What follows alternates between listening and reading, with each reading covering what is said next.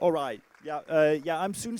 I represent IMS, International Media Support, and we are an international NGO that's based right here in Copenhagen, and we support independent media across the world, including in Palestine. And in Palestine, one of our partner organizations, Philistiniat, they've switched their operations until just after the start of the war to distributing basic necessities to journalists in Gaza who are suffering, of course, all of the same consequences as everyone else in Gaza. And they've actually recently managed to put up a container office where journalists have access, at least some of the time, to electricity and internet. And last we heard, that was still standing. And last but not least, they keep sort of constant track of the situation for journalists in Gaza. And according to their latest report, which is less than 6-7 weeks old, so the stark facts are that among journalists in Gaza, 1 in 3 have lost near family members, loved ones, and 1 in 5 have been injured, and many of them in a life-changing manner, and 9 in 10 have actually had their homes completely or partially destroyed. So we keep hearing these kinds of statistics, and you know, I'd be struggling if I tried to add something really new and surprising here. But you know, after 15 months of a uniquely and historically brutal and deadly war, it seems that everything has been said already, and to very little, depressingly little effect, you have to say. So, still, the fact that it's all been said many times does not make it less important to repeat it here and to keep reminding ourselves and the outside world about the horrible, horrible facts of Israel's war in Gaza and its genocide there. So, as we all know, the war continues in spite of the fact that the atrocities there are playing out and have been playing out over the past 15 months in front of our very eyes, the entire world's very eyes. Which takes me directly to some reflections about the crucial role that local Palestinian journalists are playing, because it's first and foremost thanks to them that no one can claim to be unaware of what's happening in Gaza and the wider occupied Palestinian territory. Thank you. So let's get one thing straight first. So among all of these mind-blowing statistics that we keep hearing, the war on Gaza, Israel's war on Gaza, is the deadliest conflict for journalists ever recorded by a wide margin. So at least 150 and easily probably 200 journalists have been killed over the course of the past 15 months, and including many in direct targeted attacks. And to make matters even worse, if that's possible, this is all happening with complete impunity. Some of you were on the stage before also talked about the issue of impunity, and that very much extends to journalist killings.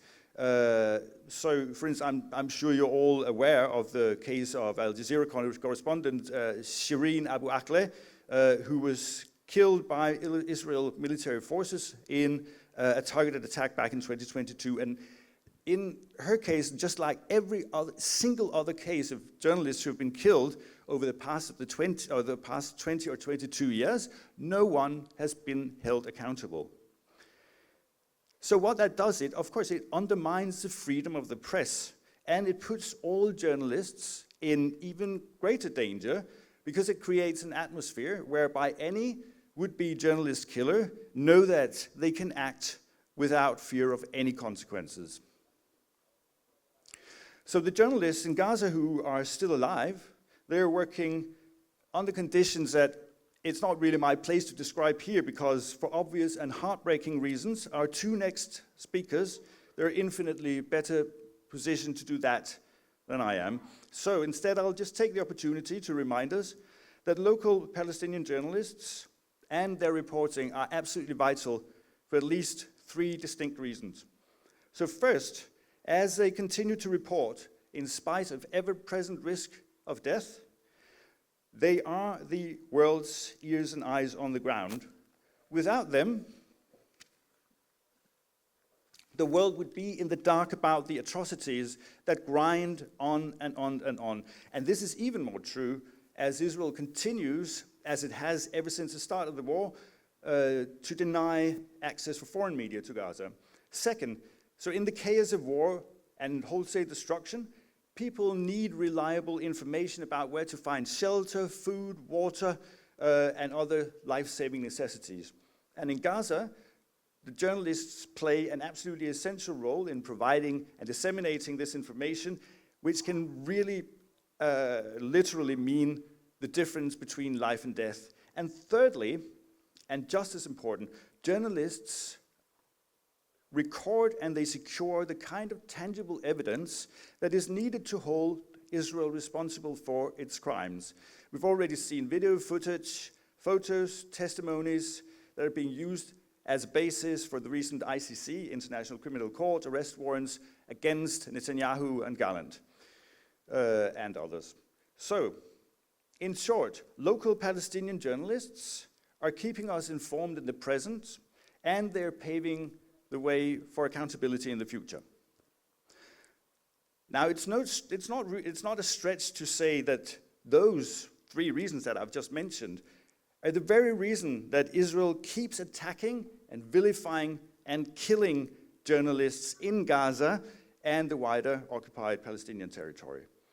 So in addition to bombs and bullets, any war, as we know, entails a fierce battle to control the narrative, and that's because narratives have real effects in the real world and on how the world reacts or fails to react. I was in Jordan last month, and there was lucky enough to meet with and interview the UN Special Rapporteur on Freedom of Speech, Ms. Irene Khan. And she said to me, and now I quote, "There is a systematic pattern of silencing Palestinian journalists in Gaza and the West Bank.